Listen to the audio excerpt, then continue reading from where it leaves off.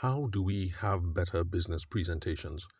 Traditionally, we've been taught that it's through better elocution, better competence, and better physical presence. That's what a lot of us have received coming through the Nigerian educational system. So, for those of you like me who went through primary school, secondary school, what else? University system, that's traditionally what we have been taught. Especially if you came up doing a course like law, which I did.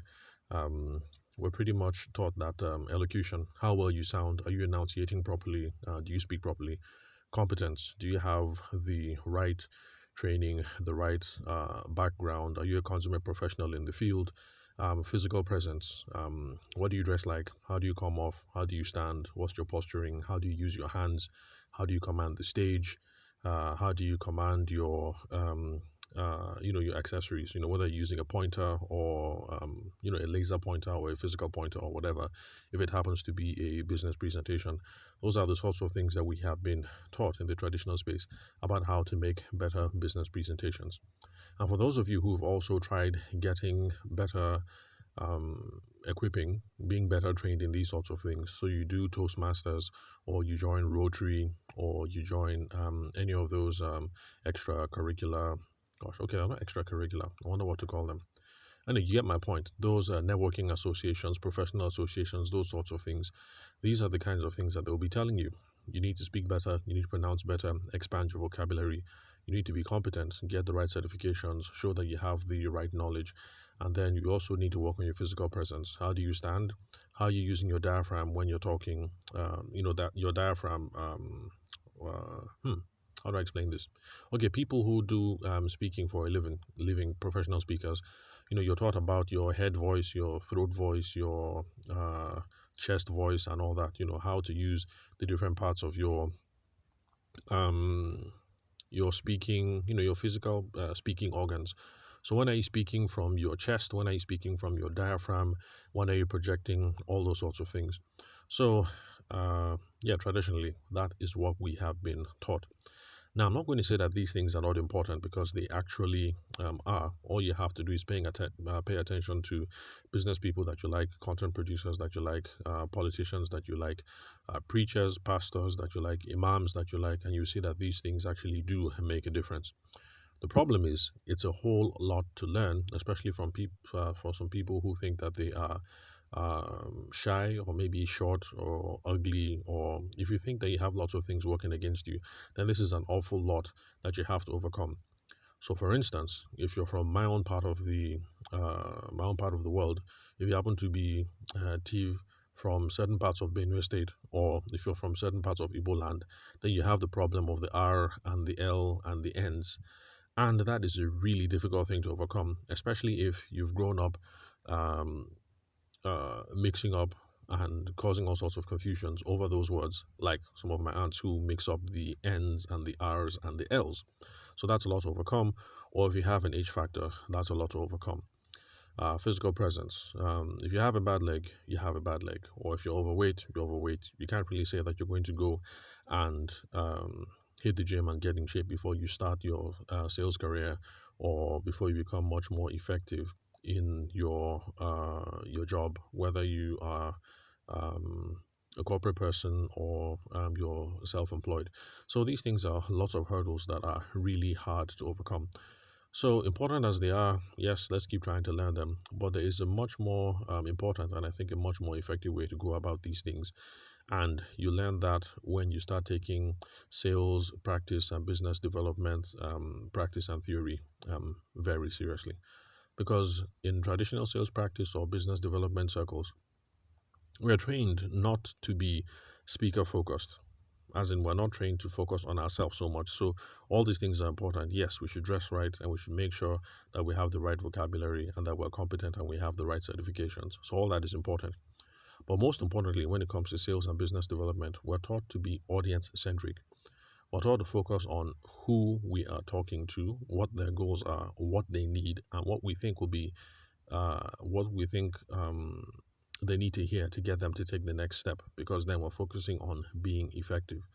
So if you expand that a little bit to go beyond talking to one person and then talking to a crowd of people, someone who is coming at this from a traditional sales background, but who doesn't have training in the traditional skills.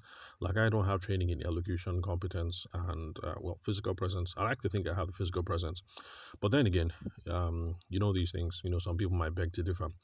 So, folks like me who are not coming from the background where I didn't go to the debate society and what else? I didn't go to debate society. I attended a few Toastmasters meetings. I didn't get any Toastmasters training. I was not a member of Rotary. I was not a member of Lions Club. I'm not a member of BNI. So, if you haven't gone through all of these things, but you have paid attention to good sales practice, then these are the sorts of questions that you're asking yourself whenever you take the mic, like I am right now, or whenever you take the stage. Um, or whenever you happen to be in the boardroom. The primary questions then now happen to be, who is the crowd that is before me? What is this crowd made up of? What is this audience made up of? What are their goals? What are they trying to achieve? What do they need? And what will get them to take the next step? When we have these questions at the forefront of our minds, we're now able to take stock of our knowledge base, and we're now able to tailor the presentation to suit whoever it is that we are talking to. And that is what gets us to be more effective over the long run. Of course, practice makes perfect. So don't just assume that you're going to start with this point of view and then your business presentations are going to be better overnight. But the added benefits are that it gives you a simple map that you can follow each time. And since the focus is not on you but on other people, it's less nerve wracking. So when I take the microphone like I am right now, or when I take to the stage, I'm not really worried about my ums and ahs, and if I'm mixing my r's and my l's, or if I have the competence to deliver the message that I'm delivering, or what my physical presence is like. So all those things, yes, they are important, but I kind of take them for granted when I take the mic or I take the stage. But I'm still effective because I'm paying attention not to me, but I'm paying attention to you guys. Who are you guys? What are you made up of? What are the problems that you're facing? What do you need to get you over the hump? And how can I get you to take the next step? And that is part of the thing that makes me effective in my own small way, and will also make you effective as well when it comes to handling business presentations, either to one client, to 5 people in the boardroom, or maybe to a crowd of 100 people at the next town hall meeting or whatever. So, um, I'm not trying to say that the traditional requirements are not important. They are, and so by all means, we should be handling them. We should be doing them side by side. We should be working on our elocution, our speech. We should be working on competence. Let's get the right certifications, and we should be worried about our physical presence. Have we brushed our teeth? Are the shoes shining? What does the belt look like? Does your suit match? And what's your physical presence? Is your haircut nice and fresh?